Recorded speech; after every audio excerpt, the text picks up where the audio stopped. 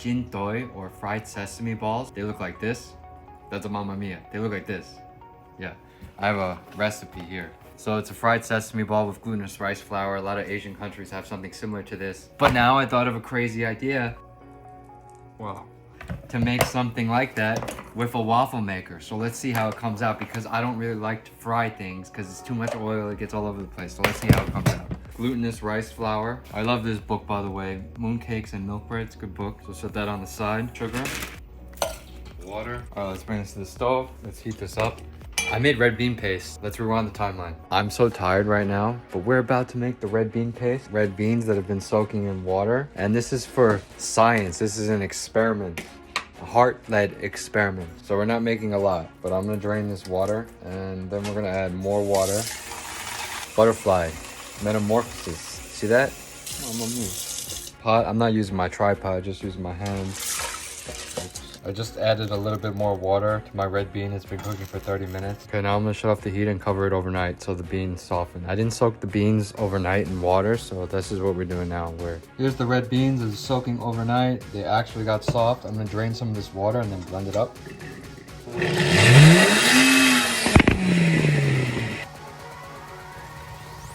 Good day. This is my red bean paste. It doesn't look so good. It's got a lot of liquid here, so I'm gonna cook out the liquid and then I'm gonna add a little bit more sugar. Then it'll be shinier, a little salt. Now we're gonna take it out. Every culture has a special holiday, not just Lunar New Year. Why I like it is because it creates bonds with ourselves and with our family. So this is something that I want to carry on and continue. I will talk about the legend of Chinese New Year after I pour this sugar. Okay, sugar's dissolved. Be careful about hot sugar. Pour this into the flour. We need a little bit more flour. A bit more. I think it's supposed to be like this. I don't remember, but now we're gonna let this dough rest. I wanted to put matcha in there. Gosh darn it. Will it still allow me to add some matcha? Now we're gonna let it rest. Look at the green dough. Try it. Don't really taste the matcha, but so while my mochi dough or my jin doi dough is resting, let me tell you about the legend of Lunar New Year from a Chinese perspective, and we're about to go a layer deeper. This story is based on what my Chinese teachers have told me, as well as what I've read online. And there's many different legends, so take what resonates and just think of it as a fun little story. Every culture has something similar to this, so you don't have to believe it. Let's set the scene. So we're in ancient China at the beginning of the new year, and we have this bustling, vibrant village. Every year, at the beginning of the year, this mystical beast called Nian, which in Chinese translates to year, emerges, enters the village, wreaks havoc, destroys livestock, terrorizes the people every year. It emerges from slumber, I don't know. So always in preparation for the new year, the townspeople are boarding up their house, they're stressed, they're scared, they're fleeing to the mountains, they're very afraid. One year, this old man, beggar, came to the town as the villagers were preparing to protect themselves from Nian this year. He was knocking on everyone's door saying, "Oh, can I have a place to stay?" And they're all like, "You're crazy, you should leave, get out of here." But he ended up knocking on an older woman's door. She opened the door and invited him in, gave him something to eat, and said, "You gotta get out of here, why are you here?"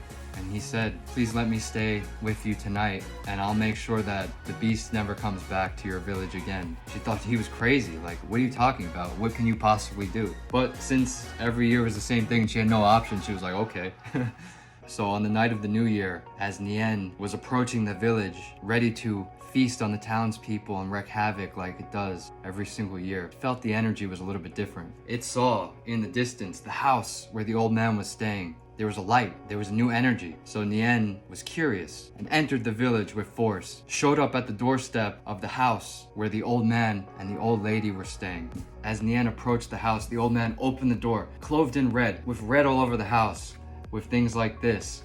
There were fireworks, also drums, loud noises. So when Nian saw this, he freaked out and he left. So from that day, Nian left and never came back. The townspeople, always in the beginning of the year, would clothe themselves in red and light fireworks to ward off this mystical beast. Amazing story, but let's dissect it a little bit. What stands out to me is that prior to the old man coming, the townspeople were in a vibrational state of fear. And what the old man did, he said no, like Neo from the Matrix, bullets drop. He wasn't afraid.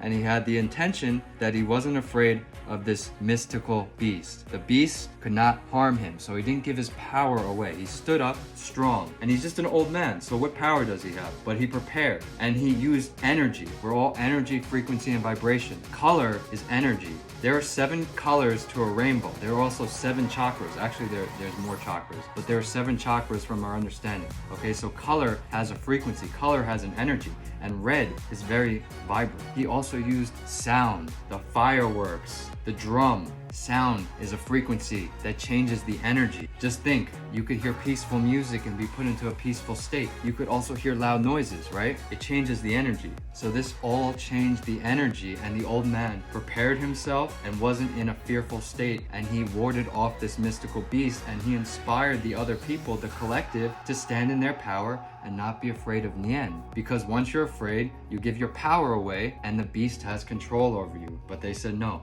All right, so that's how I see this legend now. It's about taking back our power and noticing that there might be a difficult situation at hand or something that we need to be concerned about, but it's how we handle it and it's how we prepare. So nothing is really bad, it's how we handle it and move through it, flow through it. The feng shui, that is the Chinese practice of energy around your house. So before Lunar New Year, a lot of people clean up their house, they get haircuts. This helps you put yourself into a positive state of mind, right? Your space contributes to your energy as well as what you wear, the color that you wear, and how you take care of yourself. It all helps with your energy. So I find it very interesting to think about it from like a higher level. You know, in a lot of these legends, they always leave out the part where the old man asked to stay at the villager's house. They always leave that out. They always leave that part out, and I think you shouldn't judge a book by its cover. You just need one spark of light to light up the entire dark room, okay? That's all you need. You just needed something to change the energy.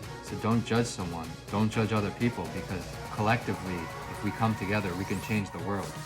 Don't be afraid to go against the grain and go against what everybody else says to do. Trust your heart and have the faith and have the courage that yes, you can overcome this. Yes, you can achieve this. Yes, you will be okay. You just have to believe it with your mindset.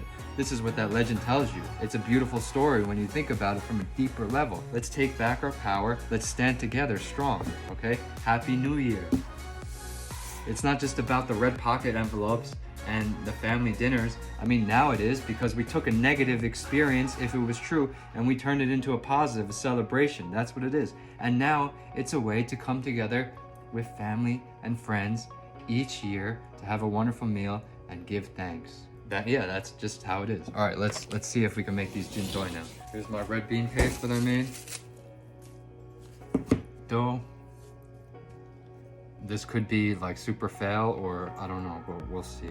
The red bean paste down. And I put my spin on this with the matcha. Usually you would deep fry these, and there's a YouTube video where I made these with my papa 2 years ago, but deep frying is annoying. Top on. There's one, look at that. Cooking spray is probably super necessary. Down.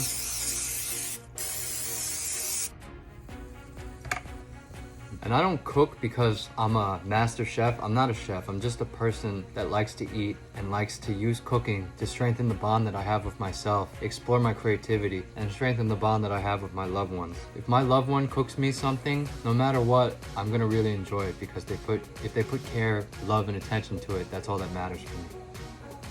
Oh crap, I want to put sesame seeds on. I keep forgetting what I'm doing. Oh my god, look at that. I'm so excited. This idea just came to me, like I was just taking a walk. Sometimes I'm just like, oh, that's a good idea. Download, tapped in, turned on to who I am and to what I'm doing. Sometimes it's good, sometimes it's not, but everything is a lesson. Is this cooked? I don't know. Oh, look at that. Mamma mia.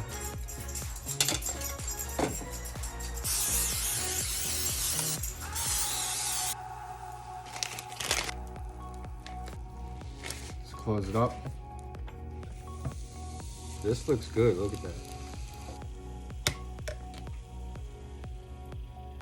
Whoa. Some more black sesame seeds on here. Matcha, red bean, black sesame waffles inspired by jintoi. It's like a fried sesame ball. Let's try it out. Oh, it's hot. Wow. Oh crap, sesame seeds everywhere. Waffle got nice ridges. Mmm. It works. I like the ridges. It's a great. Remember, don't be afraid. You come from a place of love and light, not lack, anger, and fear. Even if you don't celebrate Lunar New Year, I wish you love and light. Let's have a great day, week, month. It doesn't matter. I wish you well. Thank you for everyone that's following on my journey, watching me evolve, watching me grow. I want the same for you in your own way. Don't be like me, be like yourself. The only thing that you can do to inspire someone is shine your own light. Don't force people to be like who you are. Just be a good role model, be in your path, be working on your goal. And if people are inspired by you, they'll be inspired by you. But don't try to force or control anyone. Let go of control, release attachment, and just be. The feng shui, wind, water. Wind and water are very flowing elements, aren't they?